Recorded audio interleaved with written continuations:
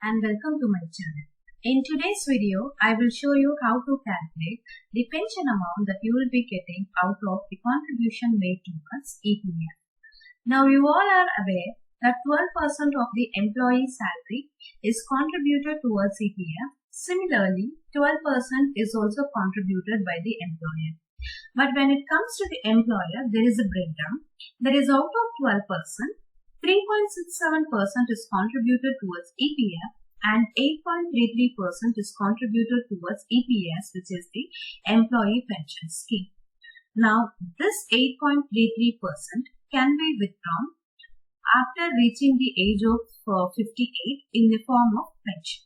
That is a monthly pension. Now, in order to get this pension amount, you should qualify or you should meet two conditions. Which is, the first condition is that you should have served 10 years. Kindly note that this 10 years need not be continuous in one single organization. Suppose in firm A, if you would have worked for 3 years and in firm B, if you have worked for 5 months, so they will add up both. So the number of years that you have now served is 3 years and 5 months. So if you have worked in 10 different organizations, your service in all those 10 different organizations would be put together and then calculated. Now, you don't have to worry about that particular calculation. Once you log into your EPF account by making use of your UAN, there will be something called as service history. In that, the calculation will be already shown, like for how many years you have served. And the second condition is that retired after reaching the age of 58. Now, again, you can even apply for early pension. That is, before the age of 58, also you can apply for an early pension. But for that, there is a different calculation and there are different set of rules. And as of now, I'm not going to concentrate on that particular aspect. So as of now, we are going to calculate based on these two conditions. You should have served 10 years and you should have reached the age of 58. Now, in order to calculate, the next condition is that the monthly EPS contribution by the employer is calculated on employee's actual salary if less than 15,000 and on rupees 15,000 if salary exceeds this limit.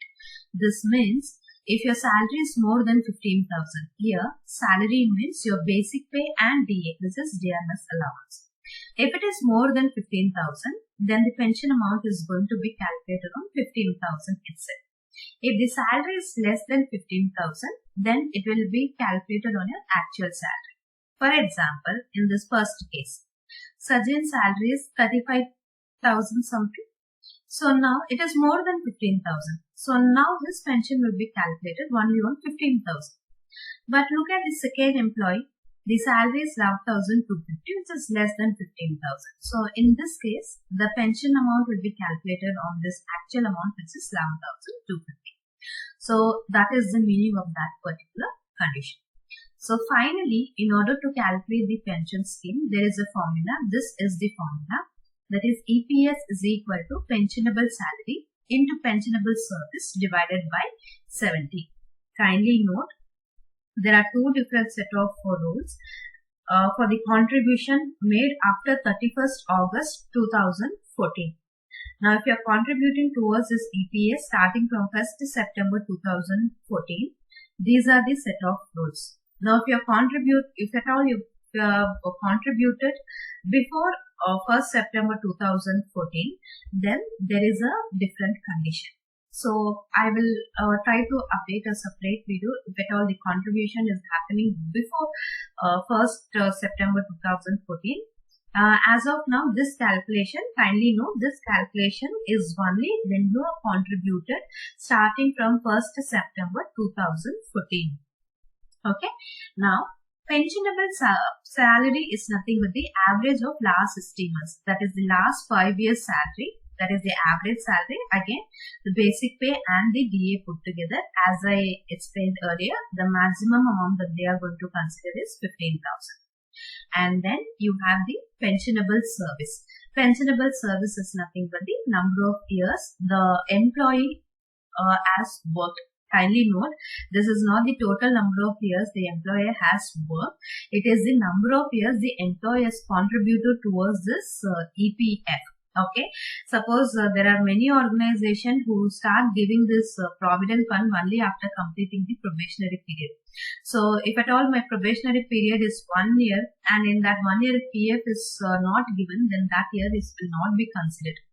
So, usually it will be the date of joining of EPF and the date of exit of EPF. Kindly note that. Okay. Now, first we will calculate the pensionable salary. Pensionable salary, here the condition is that if the salary is more than 15,000, then the pensionable salary is going to be 15,000, or otherwise it's going to be the actual salary of the employee. So, for that, I am going to make use of if condition. So, start off with equal sign. Type if and press the tab key so that the parentheses get open. Now the logical test is if the salary is greater than or equal to 15,000, comma, if this condition is true. That is, if salary is greater than or equal to 15,000, what is the value that you are supposed to get? So I am supposed to get 15,000. Now what if that condition does not qualify? That is, if its salary is less than 15,000, what is the value that you need to get? So I need to get the same value which is going to be in that particular cell. Close the parenthesis and then press enter. So this will give you the pensionable salary. So just bring your cursor towards the right bottom corner and just double click so that the pensionable salary gets calculated. Now we will calculate the pensionable service. Pensionable service is nothing but the number of years that particular employee has contributed. Okay, so in order to find out the pensionable service, I am going to make use of a function which is dated if function. So start off with equal sign. I am going to type it as dated if, open parenthesis. So date of joining is there in cell C5, comma, date of exit is in column D5, comma, within double quotes I will give it as Y. That means I need to get the number of years. So close the parenthesis and then press enter. Now it will give you the pensionable service. So again just double click, you will get the number of years of service. And finally, here we are going to calculate the pension amount that you are going to get.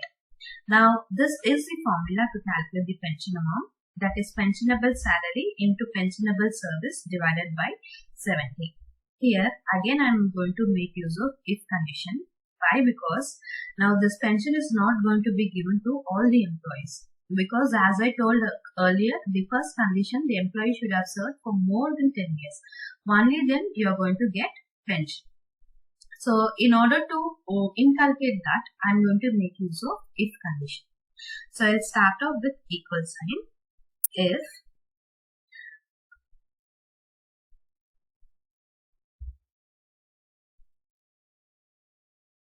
now the formula is pensionable salary into pensionable service divided by 70. This is the formula. So I'm going to make use of if condition. Press the tab key. Now the condition is the pensionable service should be greater than or equal to 10. Now if it is greater than or equal to 10, then this particular formula has to be applied. That is pensionable salary into pensionable service divided by 7. So I'll open the bracket. So pensionable salary into pensionable service, it's there in the column F5. Close the brackets, divided by 7, comma, value is false. So if the salary, if the pensionable service of the employee is less than 10 years, then he is not eligible. So you can either give the value as 0 or otherwise you can just type in as not eligible within double quotes. So close the double quotes, close the brackets and then press enter. So now place the cursor towards the top right corner, bottom corner and just double click. You will get the amount of pension that you are going to get. So also note, the minimum pension that you are going to get from EPF is 1000 rupees and the maximum is 7500. Here I am not going to apply the formula again to check whether it is 1000 or 7500, because we have already checked the maximum is 15,000. So if we have applied the maximum amount of 15,000, then it's not possible to get the pension amount which is beyond 7,500. So this is how the calculation goes about happening. And that concludes this video. If you are watching my channel for the first time, do not forget to subscribe. Also, click on the bell icon for further updates.